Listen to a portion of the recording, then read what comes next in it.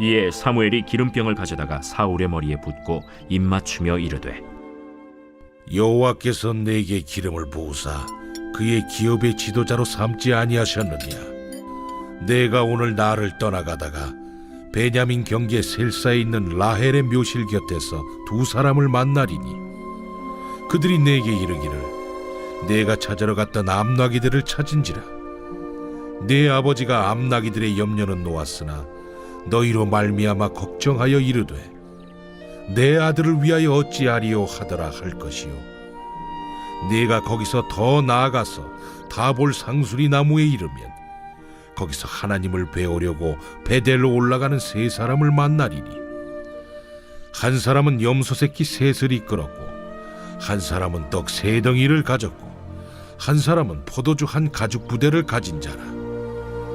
그들이 내게 문안하고 떡 두 덩이를 주겠고 너는 그의 손에서 받으리라. 그 후에 내가 하나님의 산에 이르리니 그곳에는 블레셋 사람들의 영문이 있느니라.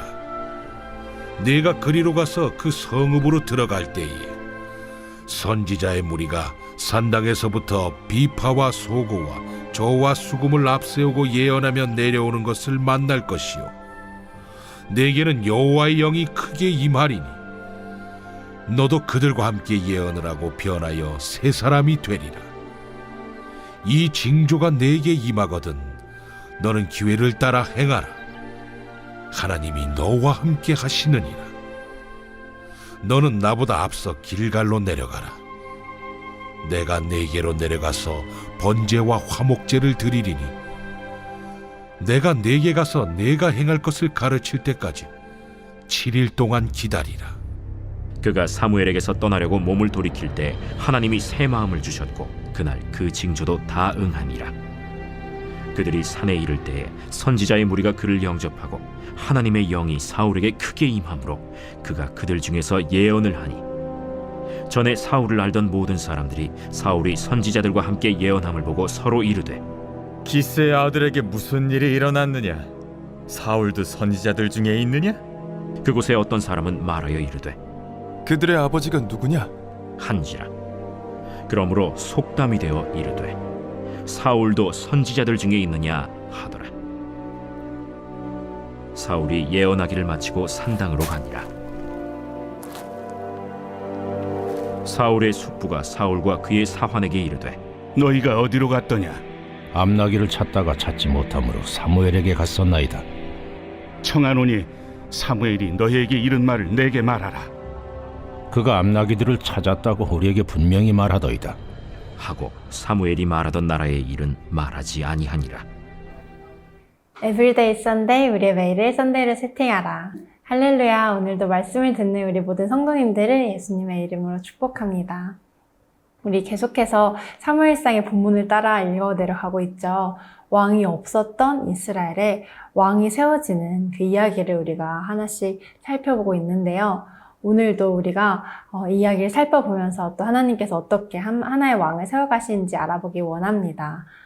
우리가 오늘 본문으로 바로 들어가 보면 사무엘이 사울에게 기름을 붓고 그를 왕으로 세우는 장면이 등장하는데요. 우리 앞선 그 내용들을 보면은 이스라엘 백성이 사무엘에게 우리에게도 왕을 달라라고 요청을 하죠. 그리고 사무엘은 그 하나님의 말씀을 따라서 이제 이스라엘의 첫 번째 왕인 사울을 세우게 되는데요. 그 전 본문에서는 본격적으로 이스라엘의 첫 번째 왕이 될 사나이 바로 사울이 등장하고 소개가 되고 있습니다. 그리고 그가 이제 개인적으로 암나기를 잃어버려서 또 그 나귀를 찾아 나서는 그 과정에서 사무엘을 만나게 되고 또 그를 본 순간, 사무엘이 사울을 본 순간 여호와의 음성이 들려서 그가 하나님이 세우실 왕이다라는 사실을 깨닫게 됩니다. 그래서 사무엘은 사울을 식사 자리에 초대해서 많은 이들과 풍성한 만찬을 즐기고 또 식사가 마치고 다른 이들이 다 흩어진 때에 은밀하게 사울을 따로 부르게 되는데요. 이것이 바로 오늘 함께 읽을 본문의 시작입니다. 바로 10장 1절에서 기름병을 가져다가 사울의 머리에 붓고요. 그를 왕으로 선포합니다. 그리고 이제 다음 주 선셋 본문이 될 10장 17절에서부터는요, 사무엘이 이스라엘 백성을 미스화로 다 불러 모아서 공식적으로 사울 왕을 세우는 장면으로 이어지게 됩니다. 그러니까 이제 오늘 본문인 10장 1절부터 16절은 아직 사무엘이 회중에게 그 새로운 왕을 선포하기 전에 일어난 중간 과정의 이야기인데요. 왜 하나님께서는 사울을 공식적으로 왕으로 세우기 전에 이러한 과정을 거치셨을까요? 그것은 사울이 왕의 자리에 서기 전에 먼저 그에게 선행되어져야 하는 준비가 있어야 하기 때문이겠죠. 오늘 본문을 통해서 하나님께서 이제 한 명의 사명자를 세워 가실 때 어떤 준비를 갖추게 하시는지를 우리가 같이 알아보기 원하는데요. 첫 번째, 바로 부르신 이에 대한 확신입니다. 바로 하나님을 향한 믿음이죠. 사무엘은 사울에게 기름을 부은 후에 몇 가지 정보를 알려주고 있는데요. 정말 매우 자세한 디테일을 넣어서 사울에게 이후에 그에게 일어날 일들을 예언으로 알려주고 있습니다. 사울이 이제 사무엘을 떠나고 났을 때 라헬의 묘실 곁에 두 사람을 만날 건데 그들이 암나기와 또 아버지에 대한 이야기를 해줄 것이고 또 조금 더 가면은 상수리 나무에서 또 세 사람을 만날 텐데 이들은 염소와 떡과 포도주를 가지고 올 것이다. 그리고 그 다음에 또 하나님의 산에서 예언하면서 내려오는 선지자들의 무리를 만날 것이다. 이렇게 세 가지의 그 예언들을 이야기를 해주는데요. 그리고 이제 이후에 사무엘이 했던 이 예언들은 그날 사울에게 모두 다 이루어집니다. 여기서 이제 우리는 이제 생각해 볼 수 있죠. 이 되찾은 암나기와 또 염소와 떡과 포도주 그리고 또 예언하는 선지자들의 무리 이들이 각각 어떤 의미를 지니고 있는 것이길래 하나님께서 이렇게 섬세하게 세 번에 걸쳐서 사람들을 사울에게 만나게 하셨을까 이렇게 생각이 들 수 있는데요. 하나님께서 이제 아마 그 안에 각각의 또 깊은 의미를 담아 두신 줄 믿습니다. 그런데 이 사건들은 무엇보다도 이제 1차적이고 또 직접적으로 바로 당사자인 사울 본인에게 하나님에 대한 믿음을 심어주는 과정이 되었을 것입니다. 그러니까 이 하나하나의 사건이 이제 이루어지는 것을 사울이 직접 경험을 하면서 내가 만났던 그 사무엘 선지자 또 그가 전해줬던 말 바로 하나님께서 사울을 이스라엘의 지도자로 세우셨다는 것 그리고 그의 기름 부으심이 정말 하나님으로부터 온 것이 왔구나라는 것을 깨닫게 되었을 것이죠. 우리가 이제 성경에서 이제 사울의 뒷이야기와 또 그 결말에 대한 내용을 너무 잘 알고 있기 때문에 사실 이 부분의 본문을 읽을 때 좀 그게 와닿지 않을 수가 있습니다. 하지만 이때의 사울의 상태는 하나님 앞에서 자신을 아주 낮고 천하게 여기는 그런 겸손의 마음을 가진 자였다는 것을 우리가 이해를 해야 합니다. 그는 자신이 이스라엘의 왕이 될 것이라는 것에 대해 예상을 전혀 못한 상태였을 것입니다. 그러니까 하나님께서 그를 부르시고 또 세우신 이 결정에 대해서 먼저 사울 스스로가 납득하고 확신을 가지는 과정이 필요했던 것이죠. 그 근거는 이제 사울 자신이 아니라 부르신 이인 하나님에 대한 확신이 필요했던 것입니다. 하나님께서는 우리에게도 이러한 방식으로 믿음의 확신을 주시곤 합니다. 그러니까 사울같이 이렇게 엄청난 예언과 또 실현의 방식이 아니더라도요. 정말 유사한 그런 작은 사건들을 우리 삶에 종종 경험하게 되는 것 같은데요. 예를 들면 이런 경험이 있지 않으실까요? 기도하면서 어떤 또 혹은 일상 중에서 묵상했던 어떤 말씀 구절이나 또 찬양의 한 소절이 바로 다음 예배에 등장한다든지 혹은 누군가 나눴던 그 나눔의 내용이 또 다른 상황에서 반복되어서 이제 등장한다든지 이런 신앙생활의 과정에서 이제 많이 경험을 해봤던 일들이 있었을 텐데요. 그러니까 작고 사소해 보이지만 그 당사자에게는 울림을 주고 또 신기하고 또 감사한 그런 순간들이죠. 이제 사실 우리가 이런 것들을 믿지 않는 이들에게 나누면요. 아마 이런 반응을 보일 것입니다. 에이, 그거는 우연이지. 신기하긴 하지만 우연일 뿐이다. 이런 반응 말이죠. 그런데 우리가 하나님 안에 정말 하나님을 향한 믿음 안에 또 기도하며 말씀을 따라 나아가는 우리 주의 자녀들은 이 우연 뒤에 하나님의 섭리가 있음을 알고 있습니다. 그러니까 이 하나하나의 사건이 의미 있게 다가오는 것입니다. 바로 하나님께서 살아계시고 또 우리를 아시며 또 우리 삶 가운데에 개입하고 계시고 응답하고 계시다는 사실입니다. 이 사실에 대한 믿음이 우리의 믿음을 계속해서 나아가게 하고 또 우리를 부르심 위에 다시금 서게 되는 그런 확신을 주는 것이죠. 그러니까 여기서 일어나는 그 하나하나의 사건들이 대단히 예언적인 사건이다를 말하는 게 아니라요. 이 모든 것은 그저 하나의 작은 사인, 또 작은 화살표와 같다는 것입니다. 그러니까 중요한 거는 우리 삶에 일어나는 그런 신기한 사건 자체가 아니라 그 사건이 가리키고 있는 분, 바로 우리의 믿음의 대상이고 또 부르심의 대상이신 하나님이십니다. 우리의 시선 또한 정말 암나기와 포도주 같은 그런 사인들을 이제 분석하고 묵상하는 것이 아니라 그 너머에 하나님을 향해 집중해야 하는 줄 믿습니다. 저도 살면서 때때로 이런 암나기야 떡과 포도주 같은 사건들을 마주하곤 하는데요. 우리 하나님께서 얼마나 재밌으시고 또 얼마나 따뜻하시고 지혜로우신 분이신지를 알아가는 과정이죠. 그러고 나서 또 이런 사건들을 잊어버리기도 합니다. 그런데 이러한 여정을 거치면서 하나님과의 관계가 깊어지는 것을 보게 됩니다. 이 한 번, 두 번의 경험이 쌓이고 또 쌓이면서 이제는 하나님을 부인할 수 없는 지경에 이르는 것이죠. 그리고 하나님과의 관계가, 그 개인적인 관계가 더 깊고 풍성해지는 것입니다. 오늘 우리 성도님들의 삶에도 이러한 하나님이 보내주시는 사인이 있을 것 같습니다. 무엇보다 이 과정을 통해서 우리를 부르신 이에 대한 하나님을 향한 더 깊은 확신과 믿음으로 나아가시기를 축복합니다. 저희는 이제 하나님께서 한 사람의 사명자를 어떻게 세워가시고 준비시키시는지를 살펴보고 있는데요. 첫 번째, 부르신 이를 향한 확신을 주시는 것을 배웠죠. 그리고 이어서 두 번째로는 성령님께서 주시는 새 마음을 주십니다. 그러니까 사무엘이 사울에게 말했던 그 세 가지 예언 중에 마지막으로 하나님의 산에서 예언하는 선지자들을 만나게 될 것이다 라고 했는데요. 거기에 이제 사무엘은 한 가지를 더 덧붙입니다. 바로 사울이 선지자들의 무리를 만날 때 사울에게도 여호와의 영이 임해서 사울도 그들과 함께 예언하게 된다는 것입니다. 그리고 이때 사울이 변하여서 새 사람이 될 것이다 라고 예언하는데요. 그리고 이제 실제로 이제 사울이 사무엘을 떠날 때 하나님께서 사울에게 새 마음을 주셨다라고 기록되어 있습니다.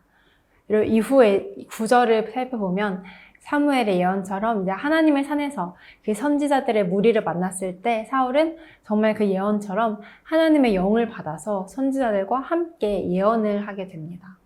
이제 여기서 우리가 궁금할 수 있습니다. 사울은 어떤 예언을 했을까? 또 어떻게 예언을 했을까? 궁금할 수 있는데요.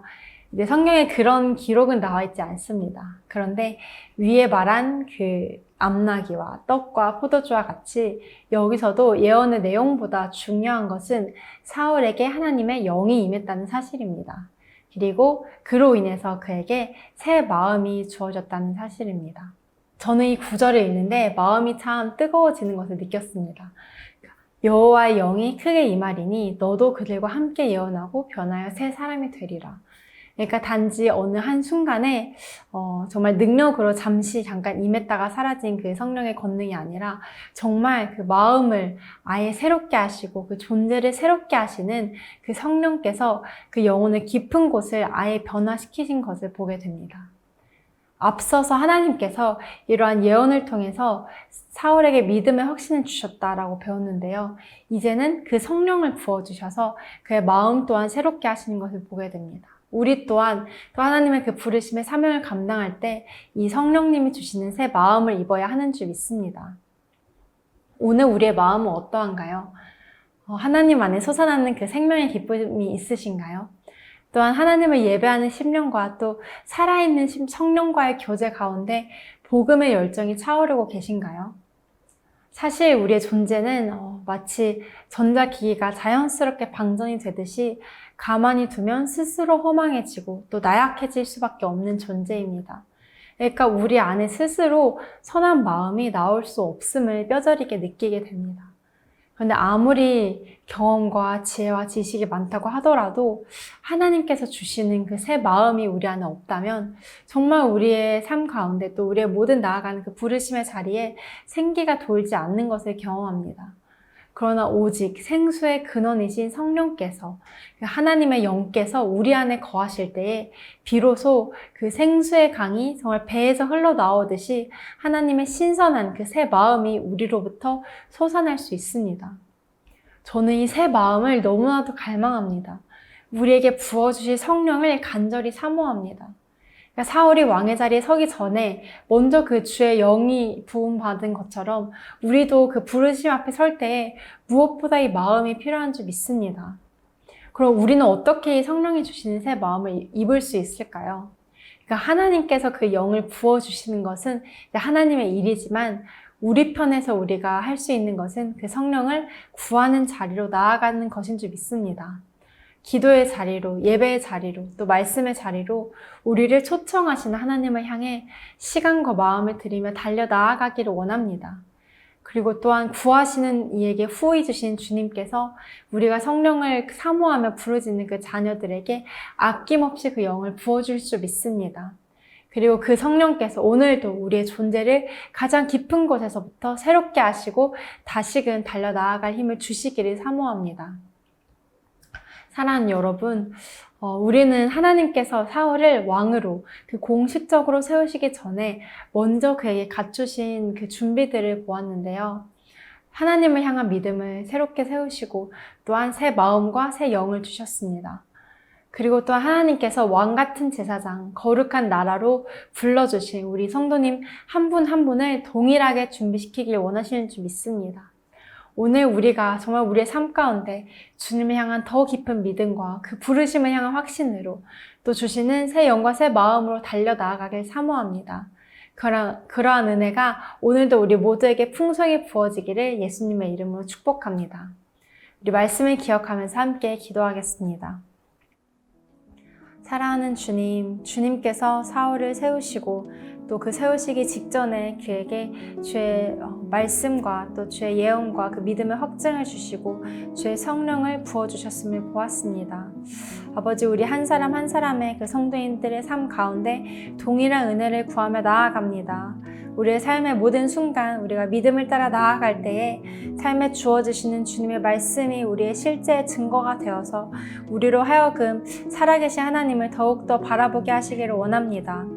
또 우리의 삶에 주어주시는 그 성령의 충만함이 매 순간 우리의 삶 가운데 주님이 주신 새 마음과 또 새 존재로서 변화되어지는 것을 보기를 원합니다. 특별히 우리 삶 가운데 구별된 시간을 통하여서 주님을 부르는 그 자리로 달려 나아가게 하시고 또 달려 나아가는 그 모든 과정을 통하여서 우리를 정말 이 땅에 다스리고 주님의 나라를 세워 나아가는 그런 거룩한 왕 같은 제사장으로 새롭게 세워주시기를 사모합니다. 오늘도 그 부르심을 사모하는 우리 모든 성도님들을 향하여서 주님 그 새 영을 부어주시고 우리를 이끌어 나아가시기를 간절히 사모하며 또 특별히 이 여름의 시즌 가운데 주님을 더 깊이 사랑하고 예배하는 예배자로 세워주시기를 간절히 사모하오니 오늘의 삶 가운데 우리 가운데 찾아오시고 역사하여 주시옵소서.